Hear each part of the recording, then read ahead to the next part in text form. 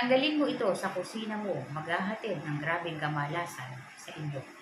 Pag-uusapan po natin ang bagay na nagdudulot ng grabeng kamalasan kapag nailagay mo sa kusina at hindi lang kapag nailagay mo sa kusina. Ginagamit din ang bagay na ito ng mga tao na mayroong masamang intensyon sa iyo. Grabeng kamalasan ang maidudulot nito sa iyo kapag ganito ang ginawa nila at ito ay nakuha mo.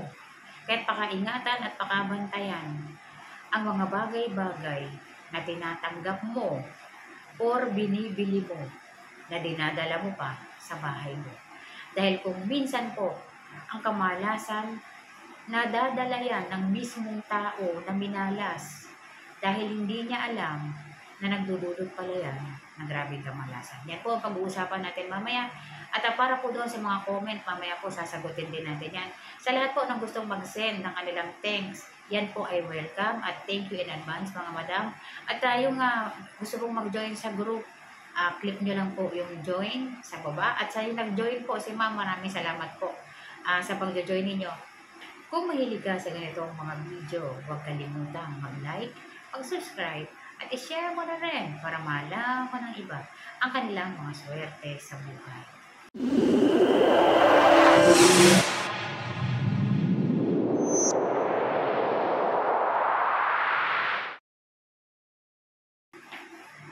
Baka meron ka ng halaman na ito, tanggalin mo na bago ka pa malasin. Ito po ay ang halamang parsley. Merong isang tao na merong herb sa kanyang kitchen sink at nalaman lang niya na ito ay malas dahil sa merong tao na bumisita sa kanila at nakita ito na nakalagay sa kanyang kusina, sa kanyang kitchen sink. At sinabihan siya na tanggalin ito dahil nagdudulot ito ng grabeng kamalasan. Ito ang gusto niyang itanong. Nagdudulot nga ba talaga ng grabeng kamalasan ang parsley? Ayon po sa paniniwala, ang halamang ito ay umaakit po ng grabeng kamalasan. Mayroon pang paniniwala na dahil sa paglalagay nito sa kusina, ang isang membro ng pamilya nila ay nawala o namayapa dahil nagkaroon ito ng grabeng kamalasan sa buhay simula nang inilagay niya ang halamang parsley. Hindi lamang umaakit ng grabeng kamalasan ang parsley kapag nakalagay sa kusina. Pwede rin gamitin ito ng mga tao na mayroong lihim na galit o lihim na inggit sa iba. Sa ganitong pamamaraan, pwede kang malasin. Bibigyan ka ng regalo na parsley. Isang uri ng halaman yan na herbs at sangkap yan sa pagkain. Karamihan ng mamahaling pagkain mayroong parsley na sangkap. Kaya't ang parsley po ay talagang ginagamit kahit saan. Kahit sa mga gamot, ginagamit din ang parsley sa iba't ibang uri ng ritual. Marami pong pamamaraan na pwede kang gawin sa parsley, ngunit huwag mong italalagayan o itatanim sa paso at idinala mo pa sa loob ng kitchen mo, maliban na lang kung kaya mo yung enerhiya niya. Ngayon, kung hindi, alisin mo, ilabas mo. Ayon po sa paniniwala na kapag ikaw ay niregaluhan o binigyan ng parsley, yung taong nagbigay sa iyo nito ay humihiling ng harm o ikaw ay malasin. Ngunit po, hindi lahat ng nagbibigay ng parsley bilang giveaway o bilang gifts sa isang okasyon ay ito ang hiling. Karamihan po sa mga nagpapaparty o yung naggumagawa ng event, hindi nila alam na may meaning na ganyan ang parsley. Kaya't kung ikaw, alam mo ang meaning ng parsley, huwag mo na lang tanggapin. Kasi po, hindi alam ng lahat na mayroong hindi magandang kahulugan ayon po sa paniniwala kapag nagregalo or nagbigay ng parsley. Okay po? Ngunit, dapat alamin mo rin na pag nakita mo ang parsley na yan ang binigay sa iyo, huwag mo na pong tanggapin. Kasi may kaakibat itong kahulugan na ganun. Okay? Hindi po nangangahulugan na yung nagbigay, yun ang talagang gusto niya. Hindi niya rin alam yun. Sure yan, hindi niya yan alam. Kasi iilan lamang po ang nakakaalam sa mga lihim na kahulugan ng bawat halaman na inilalagay natin sa tahanan natin. Kaya tinatalakay natin ito para alam ninyo. Ngayon, yung parsley, kung meron ka sa kusina mo, huwag mong itatapon. Ilagay mo lang sa labas. At meron pa po, kung halimbawa po may parsley ka dahil ginagamit mo sa cooking o kung saan mo man ginagamit, pwede mo naman siyang ilagay sa loob ng ref. Pwede po. Ngayon, kung gusto mo talaga na yung ginagamit mong parsley galing pa sa paso, ilagay mo siya sa labas. Huwag mong ilagay sa kusina kasi ang kitchen natin, isa yan sa pinakamahalagang parte ng tahanan at isa sa mga lugar ng manifestation. Wealth and abundance, area na yan. Kaya ang parsley ay mayroong ganyang kahulugan, ibig sabihin, yun ang gusto mo. Kaya mas maigi kung madalas na ginagamit mo ang parsley, kung mahal yan sa area ninyo, pwede naman pong alagaan yan. Ilagay mo lang sa area na malayo sa kusina ninyo.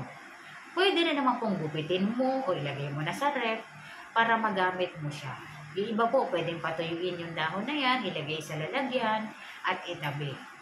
Huwag lamang siyang ilagay sa paso na nasa kitchen sink ninyo dahil mangangahulugan yan na ikaw ay humihiling ng grabing kamalasan.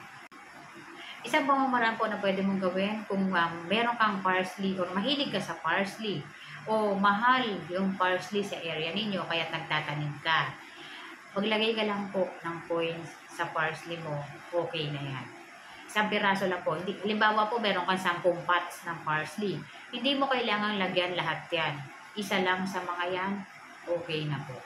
Lagyan mo lang ng isang, kahit piso po, coins, o anumang coins na maliit ang denomination.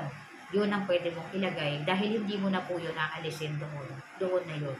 So, pumili ka na lang kung ano man yung katumbas ng piso sa inyo, yun ang ilagay mo. O yung pinakamaliit na denomination po, yun ang ilagay mo. Ngayon, kung hindi po pwede yung pera, sabihin na natin na napakahalaga ng pera sa inyo, sa area ninyo, talian mo ng red ribbon, isa lang. Isa lang sa parsley mo. Kung meron kang 10 paso niyan, isa lang ang talian mo, okay na yan. Yang isang peraso na yan, itatabi mo po yan. Pwede mong kunin pwede mo i-harvest yung dahon yan, pero wag mo siyang bubunutin dyan. Dyan lang siya. Para tuloy-tuloy ka lang na magtatanim niyan, mag-aalaga niyan. Pero iwasan mo talaga na ilagay siya sa kitchen. Yung kung gusto mo maglagay ka sa kitchen, i-cut mo na.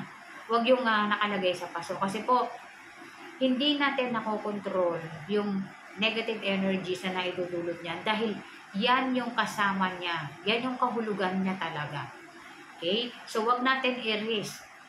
Pwede naman natin ilagay sa ibang area or gupitin nyo na po. Gupitin nyo na yung, i-harvest nyo na yung parsley, lagay nyo sa ref. Kung gusto nyo, okay, patuyuin nyo na, ilagay nyo sa kitchen ninyo. Pwede naman po yun. Kasi mahirap mag-take ng risk, lalo na pagdating sa salitang malas. Kasi mahirap na kapag minalas yung tao. Hindi yun ganun kadali. Pero pwede mo namang alagaan yan. Ilagay mo lang sa labas ng tahanan mo. Okay na yan. At para po sa comment ni Ma'am, si Ma'am po ay member po natin, nag-join siya sa group. Lahat ng tanong niya, sasagutin ko po para alam nyo rin kung may ganito kayo. Una-una po, pwede bang pagsamahin, suotin yung lemon citrine, tiger's eye, selenite at red crystal, pwede po. Selenite po ang magki-cleanse sa mga crystal na meron ka, Ma'am. Kasi po, humihina ang crystal bracelet natin sa araw-araw na paggamit natin dito.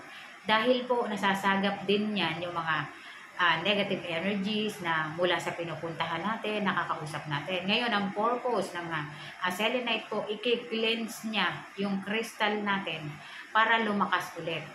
Para malaman mo kung epektibo yung crystal mo or naproteksyonan ka ng crystal mo, ang crystal po ay kusang napuputol. Ngayon, Ma'am, kung may nangyaring ganito sa'yo na ang crystal mo hindi naman sumabit, bigla na lang na naputol, itapon mo po lahat, yun. Huwag mo nang buuhin. Tapon mo po lahat kasi nakakuha ng negative energies yun. Nagbigay yun ng proteksyon sa'yo. Pinorteksyonan ka po ng kristal mo, itapon mo yung kristal mo, bumili ka ulit ng bago.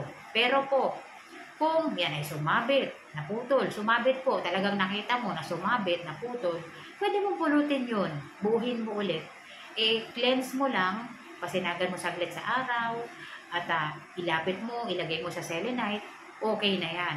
Pero po, kung yan ay kusang naputol, wala kang ginawa, hindi siya sumabit, itapon mo kaagad-agad lahat ng parte ng kristal na yon at bumili ka ng bago. Yun po ay nakapagbigay ng proteksyon sa iyo. Doon mo makikita kung talagang yung kristal mo ay totoong kristal. Kasi kaya kang proteksyonan yan sa lahat ng uri ng negative energies. Depende sa kristal na meron ka. Okay po?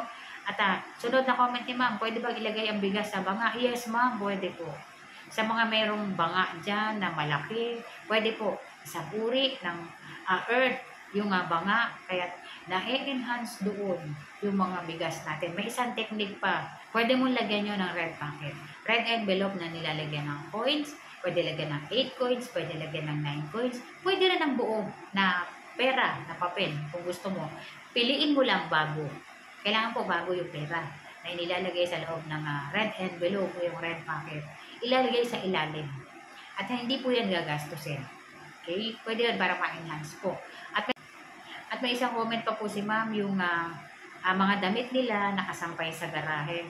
Okay po yun ma'am, kasi yung garahe naman natin, may bubong naman po yan. So, pwede naman talaga nakasampay doon yung mga damit natin dahil may bubong naman siya. At parte pa siya ng tahanan natin. Kaya pwede naman talaga na doon siya nakasampay.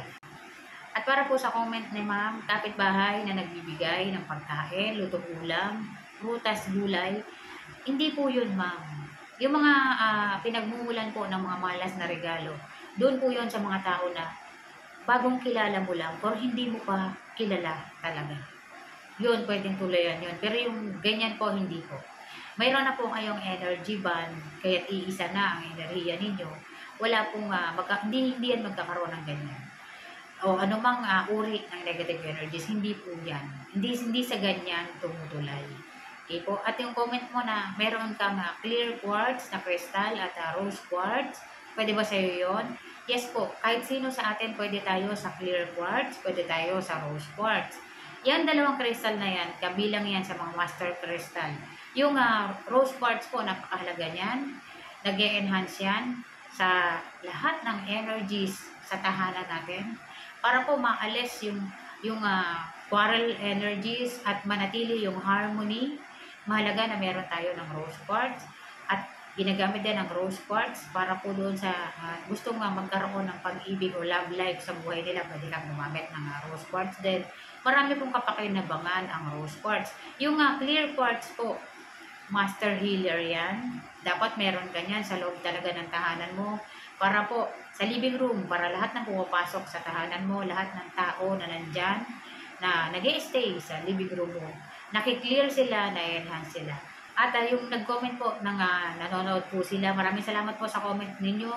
Sa panonood po, maraming salamat sa mga sumusuporta po, maraming salamat.